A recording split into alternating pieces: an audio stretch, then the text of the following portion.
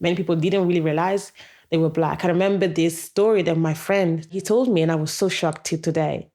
The teacher told him in primary school to draw himself. And when he finished the drawing, he drew a white person. Wow. And then he gave it to the teacher, and the teacher said, "Who is this?" And my friend, who's from Le Marche, a little bit down in Italy, said, "This is me." For me, till today, that kind of like, it's powerful. Yeah. I wonder whether there are people who are doing this still in Italy. This is Italian for Sure, the podcast about Italian culture. I'm your host, Catrin Skaperdas, an American living in Italy, and I interview Italians who passionately share their wisdom, stories, and insights about Italian culture.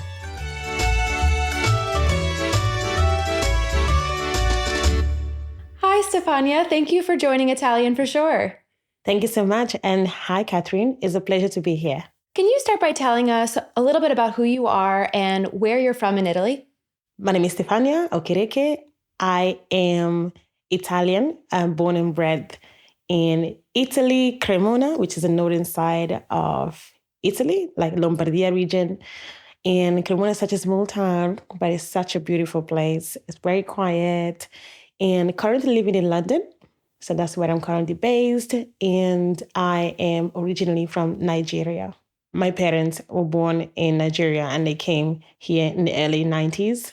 And yeah, so the origins is Nigerian. So my cultures, the way sometimes I eat, mixed with Italian and Nigerian is very... probably delicious. Yeah, yes. And kind of like we maintain the cultures at home. I like that. Sounds very similar to some homes in the U.S. where, maybe grandparents or even parents immigrated to the U.S. and kind of kept their culture within the confines of the household, of course. And then outside, it's, American culture because it's America. So that sounds kind of similar. And now you said you live in London, right? Yes, I live in London. I moved to London just after finishing la maturita, which is equivalent to what you say A-level in the UK. I'm not sure what is equivalent in the US, but you do, college for 5 years, or liceo, how we say in Italy. And then afterwards is what, happens that you have to go to university. Not you have to. If you want to go to university, you go to university. And was my choice. And I decided to go to London mainly to improve the language, because I was really passionate about English.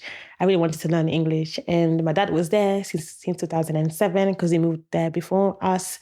And I said, let me go to London. And that's where I started studying and my career. And now it's 10 years I'm there. Amazing. And your English sounds perfect. So you definitely, I think, accomplished that goal. I'm not an expert, but... Thank you. You're welcome. And so, living in London, do you miss Italy? Do you think you would ever move back, or, and why London specifically? Did you want to get away from Italy, or was it solely just about, maybe going to school there and learning the language? Yes. I like that question because he always kind of, and people ask me that question, it kind of remind me of my purpose and it affirms why I decided to go there. So it's not because there were no opportunity here in London, here in Italy. It's just because I feel like I'm an escapist. Like I love to go and explore places. And because my dad was in London, I said that would be an opportunity for me, not only to learn the language, but also to find out what's out there, if there's a future for me, if there's a career for me. So that was mainly the reason. Do I miss Italy? I mean, the first time I moved to London, and that was 2013, I did not want to be staying in London. I did not like anything about it. I missed the pace of it because we are going from, a slow to medium pace in Italy lifestyle to a really hectic pace in London. I remember one day I was coming out from the metro, the Jubilee line, if you've ever been in London, that goes to Stratford, and I was off. I was not working. But I remember I got off the train and I started running as if I'm going somewhere. And I had to stop in the middle of the crowd and said, wait a minute, I'm not going anywhere. I'm literally going to shop, So kind of that reminded me that I really need to balance the Italian way of living and obviously the hectic way of living in the UK. But I did miss Italy for whole of the year. I moved there in 2013, and only around 2014, I realized that actually London was not that bad. And it was a different element from the food. I used to cry a lot. I used to cry a lot. Mom, I don't want to be here. I can't find the university that I really wanted to go to. So it's a lot of like trying to adapt. And I'm not someone who give up easily. So there was a lot of like conflict within myself. Should I go and leave everything, or should I really like push through? I commend your strength. I can only relate to, of course, moving from the US to Italy. And of course, in the beginning, missing family and friends, and of course, the cultural shocks and the cultural differences. For me, it was the opposite. I was coming from New York and going to Italy. The pace went from like 120% to, maybe Milan is like 60%, Okay. maybe other areas of Italy, are a little even slower. So I completely understand. But now it's been 10 years, you said, since you've been there, right? So congratulations on sticking it through and kind of making your life there and learning English. I mean, it all sounds so incredible. Thank you. 10 years. I can't still believe that. And now for work, you tell me more about what you do for work. I believe you're a producer at the BBC. Is that correct? Yes. So 5 years ago, I started at the BBC as a coordinator. That was not the path I wanted to go, but it's really important for me to say because it kind of showed the resilience and the fact that I was saying earlier about pushing through that aspect of myself. So I started as a coordinator at the BBC, working for one of the primetime flagship program, the One Show, stayed there for 1 year. And then over the years, I tried to go up the ladder, but really zigzag way, became a researcher. And I'm currently now a journalist, a multimedia journalist across digital, TV, radio, and podcast, BBC World Service. Congratulations. Amazing. Thank you. And one of the projects I think you worked on was for Amazon. And can you tell me a little bit about that? So that was a touring around Italy. I think you were helping produce that show. I'd love to know more about what that was like. So touring around Italy, as well as what you might have learned about specifically Italian culture. And yeah, if you could tell me more about that, I think it'd be really good to know. So I think that I have to say something. Yes, I'm a freelancer. And I do have the privilege to work in different projects. And the fact that I speak Italian and the fact that I have a different background, the fact that I'm Black and the fact that I'm a woman, it kind of like, in a way, sometimes help me have different avenues. So Amazon Prime is a project aside from the BBC that I did. And I was contacted because of my language. So they needed to have a fixer/producer, and that means someone who can help them navigate and tour Italy as we were going around. And that was my first ever time that I did a travel log. I was so excited because, probably even when you are living in a specific place, you don't have always the time to go around and, do and explore places. Yeah, I mean, when I was in New York City, people would come and say, "What do you mean you've never been to the top of the Empire State Building?" And I'm like, I don't know, because I live here, I just didn't even think about it. But almost when you're touring something, when you're a tourist, you almost do more because you want to see everything in a short amount of time. So if that's what you're saying, I can relate to that. Absolutely. And Italy, well, it is an amazing place. Italy is such an amazing nation. And the fact that they called me and said, "You want to do this?" I was like, yes. This is the time for me to tour Italy. As a producer, I had to come up with different ideas on what's the best way for someone who's coming from the UK to live the simple pleasures of Italy. What does it mean to slow down? Because we're coming from places like UK and even in the US, I'm sure that the pace is really doubled fast. So I had to come up with different ideas, different people who can really translate that to someone who's not Italian, or never lived in Italy. And I think the fascinating thing is where we started from Tuscany, Florence. Then that episode was all about food. And obviously Italy, sometimes people equal Italy as food. That's the place of food, And so there it was all about understanding how we do pappardelle, which is like a typical pasta. It looks like, if you've never seen it, That was the first time actually seeing it. So for me, it was amazing to see that because I'm learning as an Italian myself. I've learned and I used that and brought it to my house. And so, yeah. So we learned how to do pappardelle from scratch using the flour, in the kitchen. And obviously it was created. So you had three main characters, three main people from UK who are really also well known in the industry, in the media scene. So we have Jack Whitehall, who's the comedian. We have Maya Jama, who's doing successfully nowadays.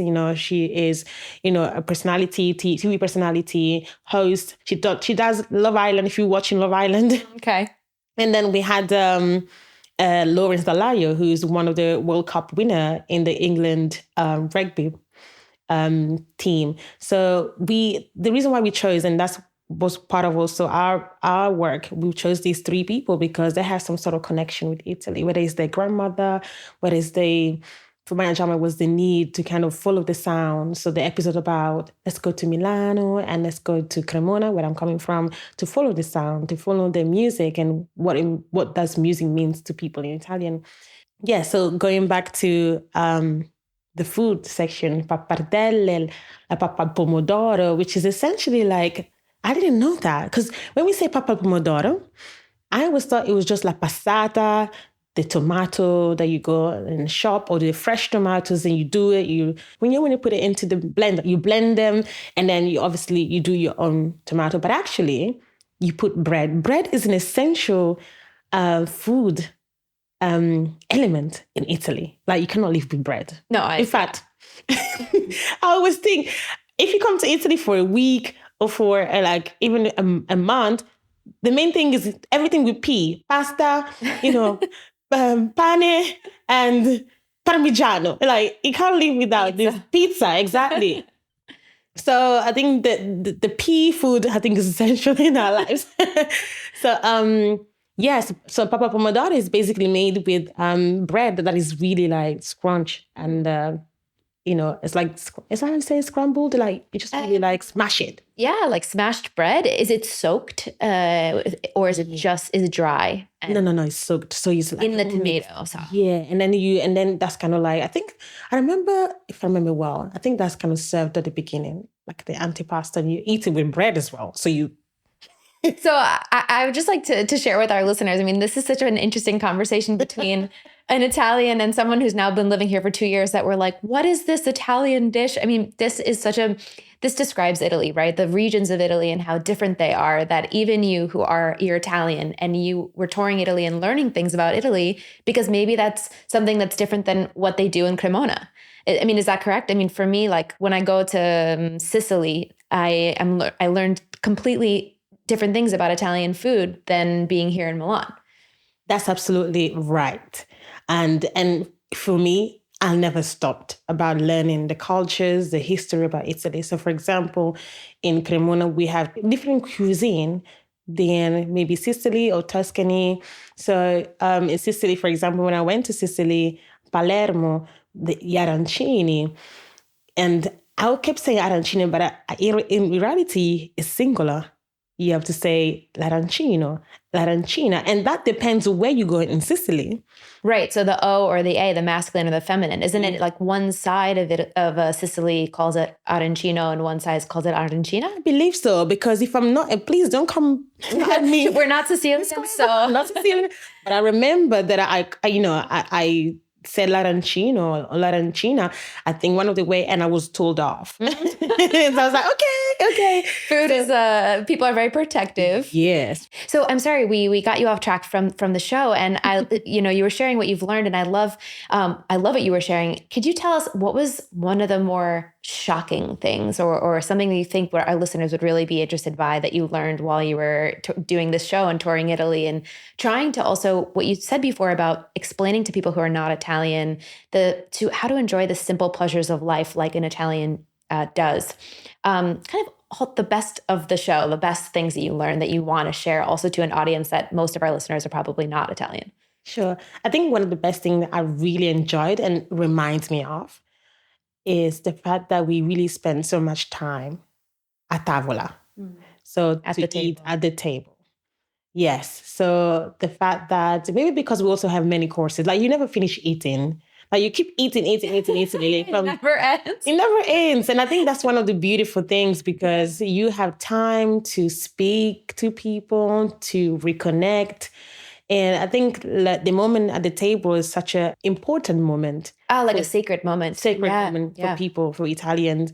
And I think that's fantastic. And in fact, the show, the 3 episodes that we've done, it finished with the moment at the end where people were reunited to over a table with food, whether it's antipasto, whether it's the main, whether it's dessert, whether it's tiramisu, and everybody like talked to each other. The shocking things for me instead, I love meat. I love chicken. I love beef. But there's one thing that Fiorentini, they are the people from Florence in Tuscany. They're really known for la bistecca alla Fiorentina, which is the steak. And you have to eat it raw. Like it's a little cooked, but left almost rare, or it's truly just not cooked at all? Wow. So what we've learned with Jack Whitehall when we were producing that scene, you have la bistecca alla Fiorentina, this big meat. And then you have to cook it 3 minutes on one side, not more than 3 minutes. Then you turn it, and then 3 minutes on the other side is prepared and ready to be eaten. For me, that, especially that I don't eat raw meat, and please, Italians, I understand, don't come at me, but the carne cruda from Piemonte is like one of my favorites. Exactly. I am not about that. But I think, and the reason why I'm saying that, unfortunately, because we've been accustomed to eat it basically like, how do you say cotto? Cooked. Cooked, exactly. We've been accustomed to eat it cooked. So I don't think we've been, and I'm saying myself, my family, but I also saw people who are white Italian who actually like eat it medium cut or just really, really, really cooked. So for me to see that 3 minutes to one side, 3 minutes for me, that was kind of shocking. But I did push myself forward and try, to be out of my comfort zone and try to eat it. And really, really in fact, I don't think less to non-salt it goes on the steak. And that's how you serve it. And then, so that's one thing. And then we went to search truffles. So that's very important as well. In what area of Italy? I think this was, if I'm not mistaken, just on the outskirts of Florence. Okay. Yeah. So there's a nice forest where it actually produces a lot of truffles, and we have people who actually are based. The cooking, the cuisine is based on truffles. And another thing that's really interesting is that the bread, il pane, in Italy, specifically in Florence, is made without salt. Without salt? Yes. Okay. That's how, because if you think about it, bread was one of the primary essential food that poor people, but also people in general were able to access easily. And that could have been just a meal. Most of the bread in Florence, if you go to Florence, is without salt. So if you go to Cremona, where there's, Milano, you will you will taste a different flavor. That's one of the things that actually for me, I learned, and I was like, wow. And moving now from food, the history of sport, because obviously we had Lorenzo Dallaio and Martin Castrogiovanni. These 2 people are known for rugby, nationally. So we were really meeting with different people in the sport industry, if I can say that.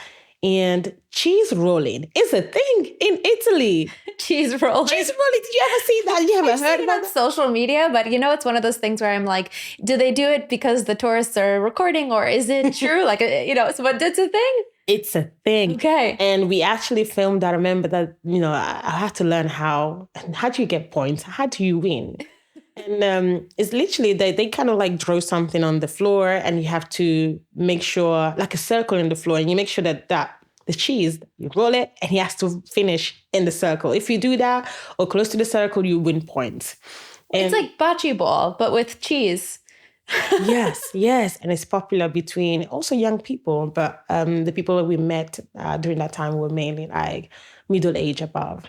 And they were all, with their outfit, they were all great. The hat, and they have this like nice the feather. Yes. Do you know with the alpini? I've heard if I'm saying that correctly, the people who cover the Alps, the security people of the Alps.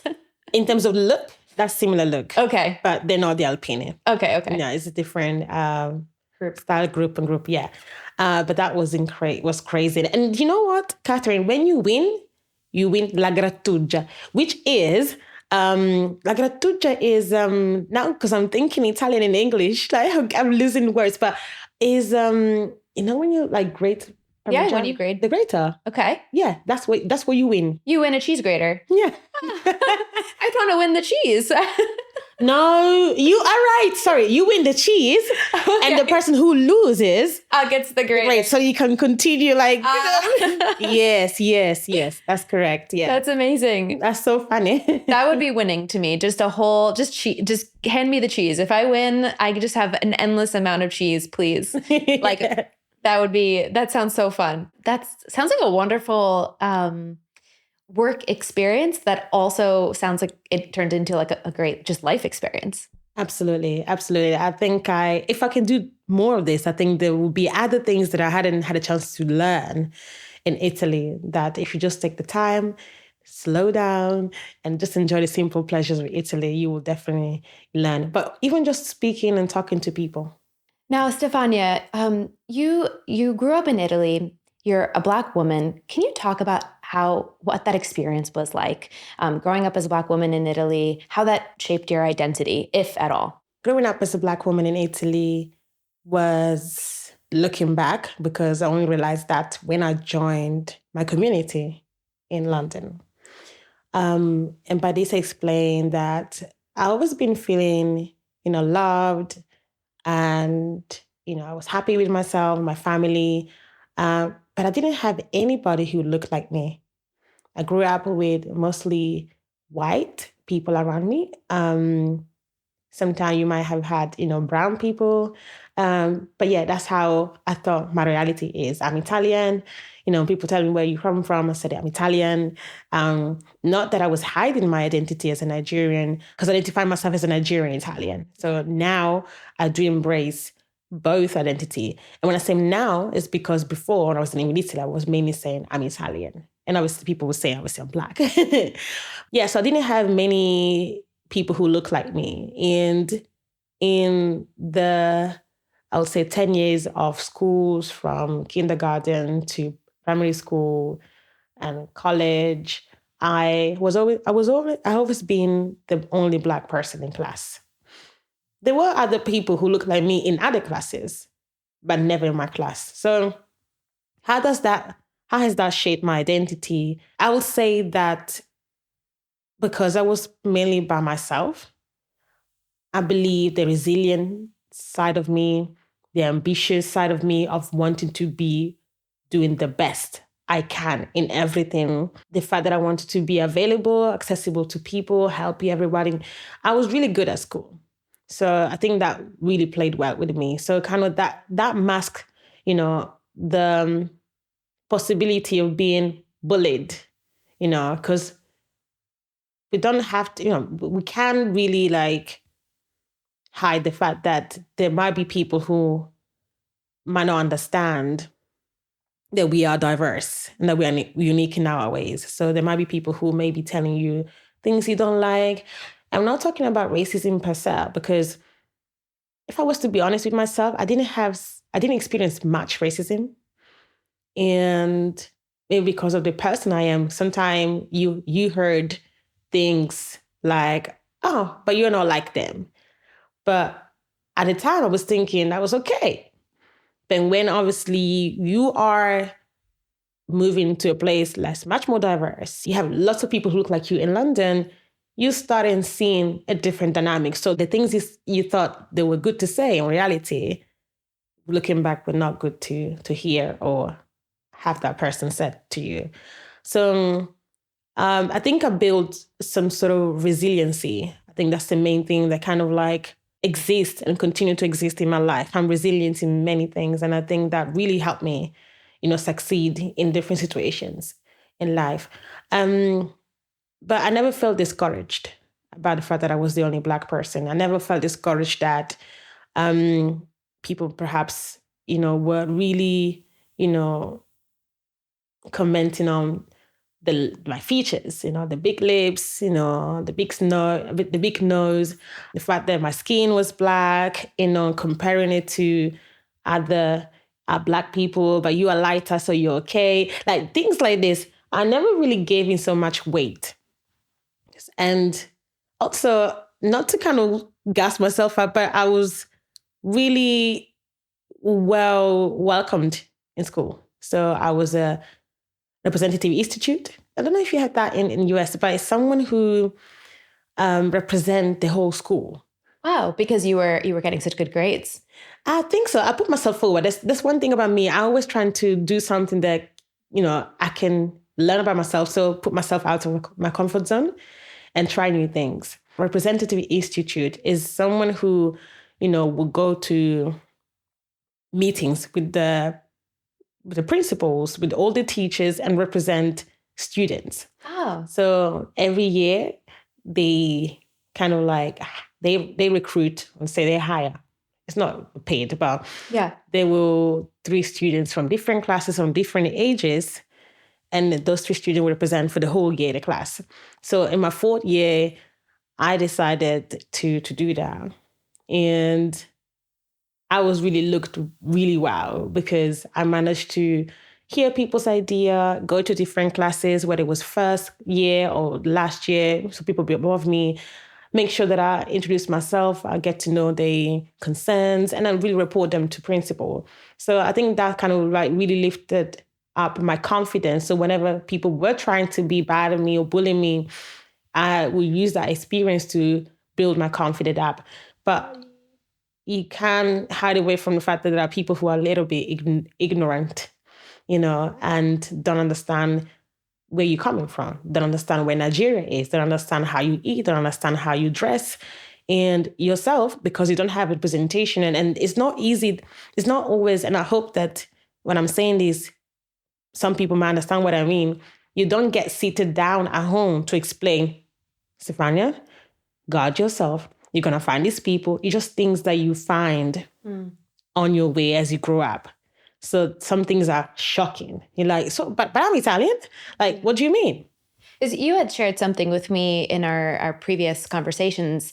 You had said, and correct me if I'm wrong, that you almost didn't know that you were Black, in a sense. Like you didn't feel different because you were just an Italian person, and that was it until maybe later on. Can you talk a little bit about that and that comment and what that means? Yes, that's correct. I didn't feel like I was Black because color was not such a thing for me.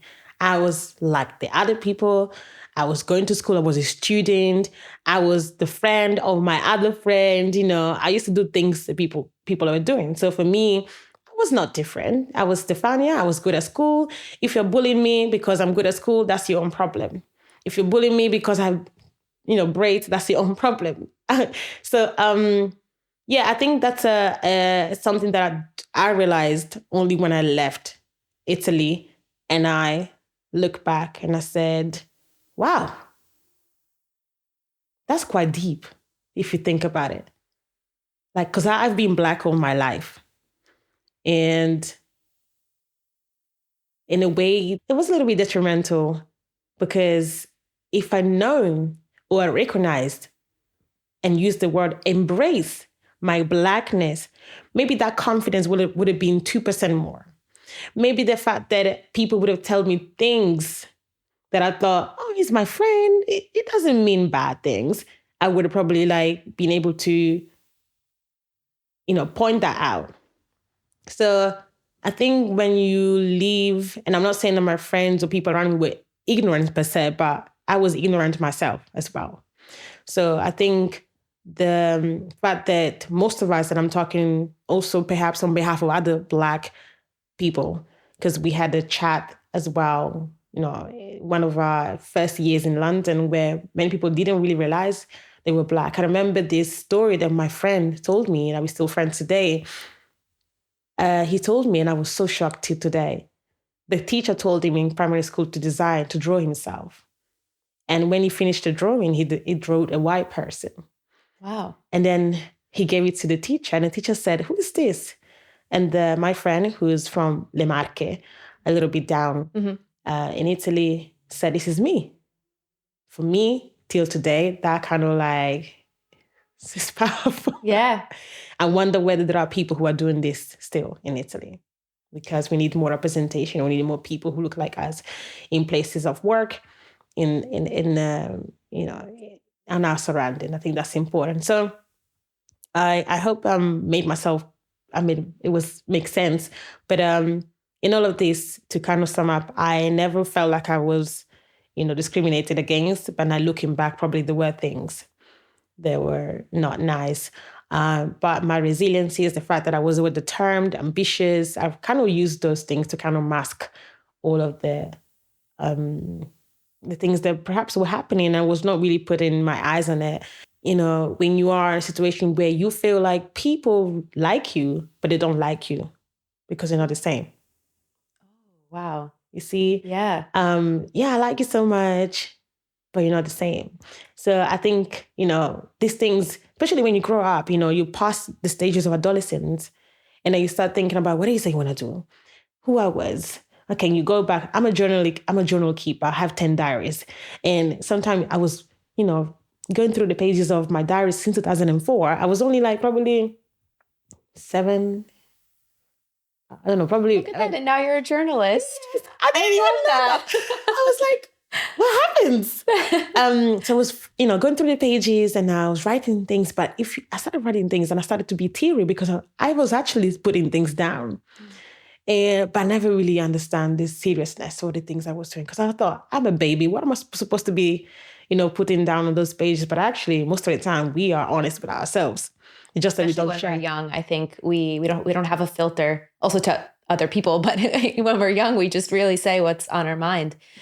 So that's incredible that you wrote that down. And God knows what was happening in my head that time. I could just really imagine by reading my words in the diary. Yeah. Thank you for sharing your experience with me and with the listeners. Where do you see Italy going? Do you see that Italy becoming more diverse? I mean, now this has been how many years ago that you were, 7, you said 2004. Have you seen it change? And also, what more do you think that Italy should be doing to create a more diverse culture and community, and not have it be to see the change that needs to be changed? Yes. I think this is a conversation that needs to be continued. We have to have a conversation like this anymore. There has to be that willingness to make change within our communities. Sometimes we just blame, in the side I understand, we blame the government for not doing it more. But we need more diversity. We need more places, avenues for Black and brown people, foreigners to express themselves, for them to be feeling safe and confident that they can reach a job within the health sector, within the media sector, within the teaching sector, lawyer in London. And I believe in the US, there are Black and brown people in the banks, in the clinics, riding buses. I don't know. We are in Italy at the moment. I don't know if you see that. There's no representation of Black and brown people doing these jobs. We're still today at the very bottom. But at the same time, I want to give recognition to the fact that there are people like millennials and Gen Z, and people also above us, who have been trying to make that change. So we don't have to forget those people. I spoke in the last year, I spoke with the first Black lawyer in Naples, and I met the person who's been doing changes in the fashion industry.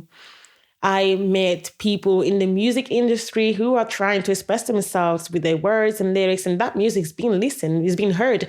If we don't have a big pool of, Italian white listeners, or people who might not know much about our culture, we still have a community of listeners, which is ourselves. We also have to help ourselves.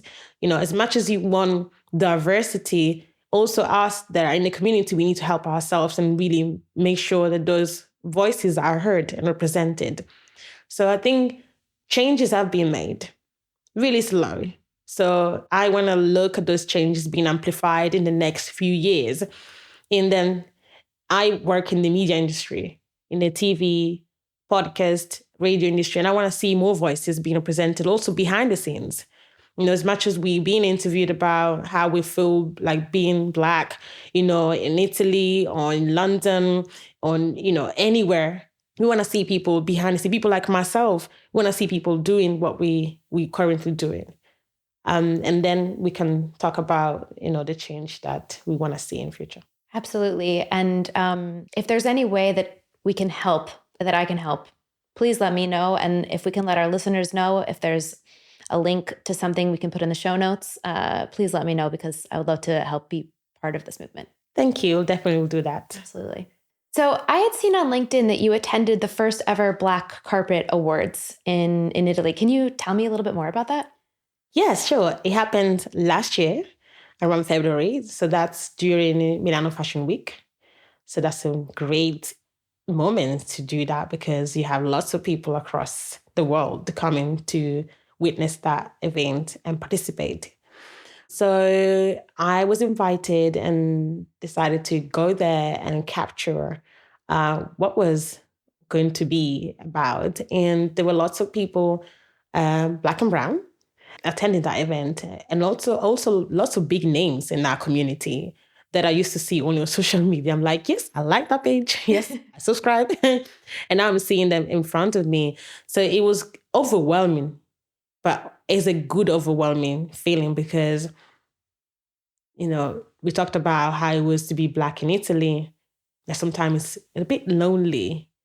But when I was there, I was surrounded by these different clothes, colors, and then personalities. And I almost had to stop during that moment. I remember that day as if it was yesterday. I stopped during the moment and I really tried to sink in what I was seeing, because that was so beautiful. I've never in Italy experienced that in the 20 years of life. I was born and bred in Italy. Never. I'm talking about people who are similar to your age, young and a bit elder, and they are doing the things that you're doing. They understand you. They see you. It was just amazing. I'm talking about, we were like probably hundreds of people there. And I think that was my first experience of saying, actually, there are people like me. We are here. We just need to be seen more. We just need to be more connected. We just need to be more represented and connected. That's wonderful. I imagine that was probably a wonderful experience.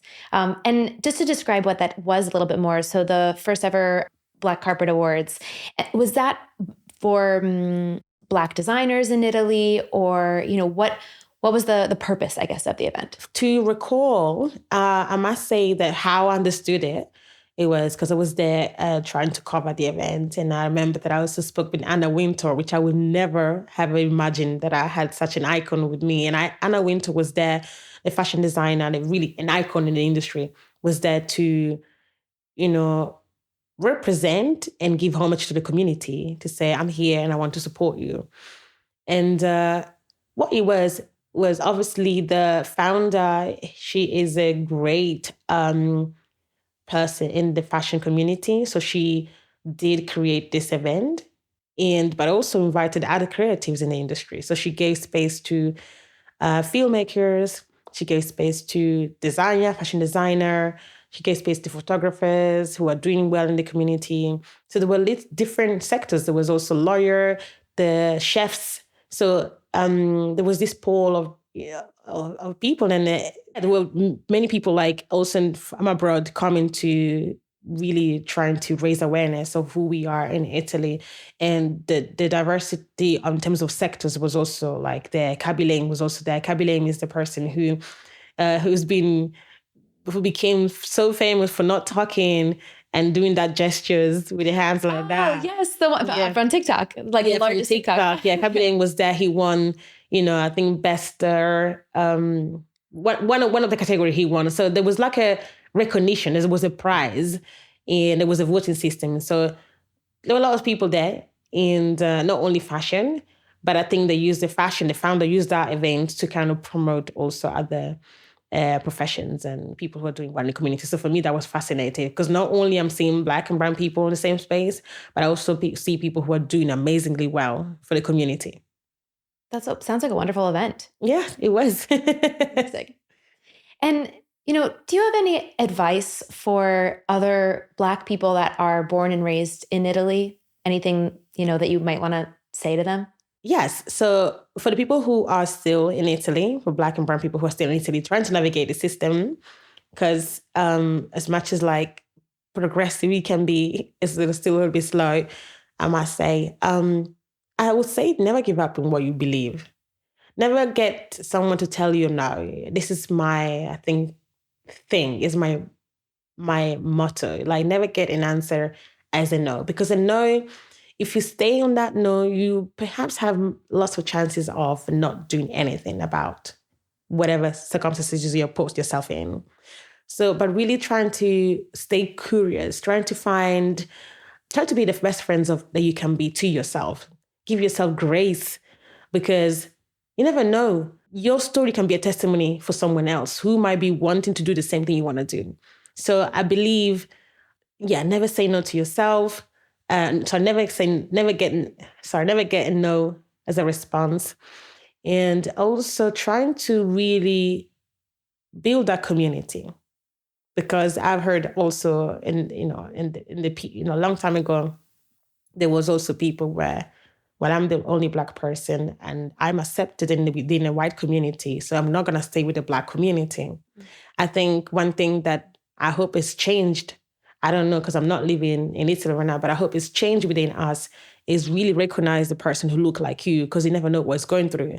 So let's not be the first to divide and burn bridges. Let's be the first to actually connect within each other. And yes, and if you ever feel like you want to become the policeman or policewoman in Italy, or the lawyer or the bank person, why not? That exists outside Italy. There are people who are believing in this. We need more people. Just really go and get what you deserve. I love that. Thank you for sharing that wonderful advice. I love the one thing you said that really stuck out to me was be your own best friend. I think, honestly, everyone could really use that advice. So in general, thank you for sharing that. My pleasure. Well, thank you for joining us, Stefania. It's been such a lovely conversation.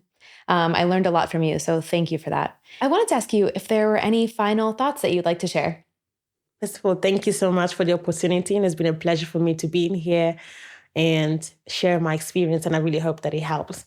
Anything that I could say is that just to tap in on what we mentioned earlier is to really continue to having avenues and opportunities that will be beneficial for people like myself to express themselves.